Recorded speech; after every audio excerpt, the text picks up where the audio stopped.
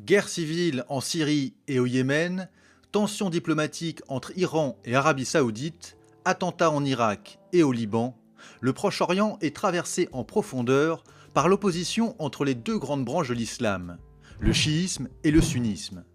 Mais que révèle cette division? Est-il vraiment question d'opposition religieuse ou juste d'opportunisme politique? Explication. Pour comprendre la rupture entre chiites et sunnites, il faut d'abord remonter plusieurs siècles en arrière, peu de temps après la naissance de l'islam. Après la mort du prophète Mahomet en 632, deux mouvements s'opposent au sujet de sa succession. Certains revendiquent une succession de type héréditaire au sein de la famille d'Ali, cousin et gendre du prophète. Ils deviendront les chiites, c'est-à-dire les partisans d'Ali. D'autres militent pour un califat électif où les compagnons du prophète désignent eux-mêmes un successeur. Ce seront les sunnites. Les deux courants s'opposent donc dès les origines sur la conception de l'autorité religieuse et politique. Et même s'ils partagent des lieux saints en commun, ces différences doctrinales deviennent très vite des modèles politiques. Par ailleurs, une asymétrie se dessine sur le plan démographique. Les chiites sont globalement minoritaires. Il y a néanmoins quelques cas particuliers où les chiites sont nombreux, voire majoritaires. C'est le cas au Liban, à Bahreïn, en Irak et surtout en Iran. Il n'empêche, les chiites sont souvent marginalisés du pouvoir, voire persécutés par les autorités en place. Résultat, à partir du XXe siècle, des mouvements d'émancipation chiites apparaissent un peu partout au Proche-Orient. Il y a trois étapes clés. D'abord, la révolution islamique de 1979 en Iran. Le pays, à majorité chiite, renverse le régime dictatorial laïque en place. Les révolutionnaires fondent alors une république islamique contrôlée par le haut clergé chiite. Mais un an plus tard, l'Irak, contrôlé par le régime sunnite de Saddam Hussein, profite de l'instabilité de son voisin chiite et attaque l'Iran. Cette guerre dure 8 ans et devient, avec le soutien des pays sunnites au régime de Saddam Hussein, l'un des affrontements directs les plus meurtriers entre chiisme et sunnisme. Deuxième étape, en 2003, les États-Unis envahissent l'Irak et renversent le régime sunnite de Saddam Hussein. Les chiites, majoritaires dans le pays, reprennent le pouvoir après des décennies de marginalisation et de frustration, ce qui favorise chez eux un certain esprit de revanche envers les anciens dominateurs. Enfin, la vague des printemps arabes survient en 2011. Ces mouvements, qui réclament entre autres plus d'équité au sein de leur pays, font ressurgir des foyers de tensions communautaires. C'est le cas de Bahreïn, où la communauté chiite revendique plus de droits politiques face au pouvoir sunnite. En Arabie Saoudite aussi, les chiites se plaignent d'être marginalisés.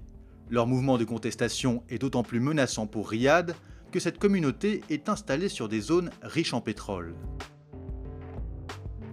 A l'inverse, en Irak comme en Syrie, ce sont les sunnites qui contestent la répartition du pouvoir. Les deux pays sont aux mains des chiites, ou assimilés comme tels, qui marginalisent les communautés sunnites. Au final, cette succession de tensions locales, amorcées dans les années 80, explique la rivalité actuelle entre sunnites et chiites. En toile de fond de ces conflits ouverts, c'est en réalité un face-à-face stratégique à l'échelle régionale qui se joue. Il oppose les deux grandes puissances pétrolières de la région, l'Iran chiite et l'Arabie saoudite sunnite. Autour des deux pays se dessinent deux axes. D'une part, un arc sunnite qui relie l'Égypte, Gaza, la péninsule arabique, la Jordanie et la Turquie. Cet arc est divisé entre le leadership potentiel de l'Arabie saoudite, gardienne des lieux saints de l'islam, et celui du Qatar, très actif dans sa diplomatie d'influence. D'autre part, un arc chiite dans lequel l'Iran exerce une suprématie incontestée.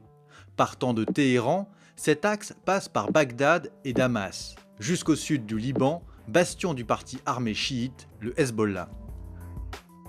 À l'intersection de ces axes, deux champs de bataille incarnent la réalité des tensions sunnites-chiites, les guerres civiles en Syrie et au Yémen. En Syrie, le pouvoir est détenu depuis 1970 par la famille Assad. Elle appartient à la communauté alaouite, une branche minoritaire du chiisme. Depuis 2011, elle réprime dans le sang une rébellion née dans le sillage des printemps arabes. Le soulèvement populaire syrien avait à l'origine des visées politiques et économiques, mais il s'est radicalisé au fil de la répression. Les profanations régulières de lieux de culte ou les massacres intercommunautaires sont la preuve parmi d'autres de cette évolution. Par ailleurs, des acteurs étrangers ont directement pris part au conflit. Le pouvoir alaouite de Bachar al-Assad peut compter sur ses alliés chiites, à savoir le Hezbollah libanais, les milices chiites irakiennes ou afghanes et l'Iran, à travers l'implication militaire de ces gardiens de la révolution. Profitant du chaos, des djihadistes sunnites locaux et étrangers se sont également infiltrés sur le territoire, complexifiant encore les enjeux politiques dans la région. Du côté du Yémen, entre septembre 2014 et mars 2015, la rébellion houtiste, née dans le nord du pays, s'est emparée de l'essentiel du territoire, dont la capitale Sanaa. De confession zaïdite, une autre branche minoritaire du chiisme, cette rébellion est accusée par l'Arabie saoudite d'être un bras armé de l'Iran. C'est pourquoi Riyad a déclenché en mars 2015 l'opération Tempête décisive pour contrer l'offensive des houtistes.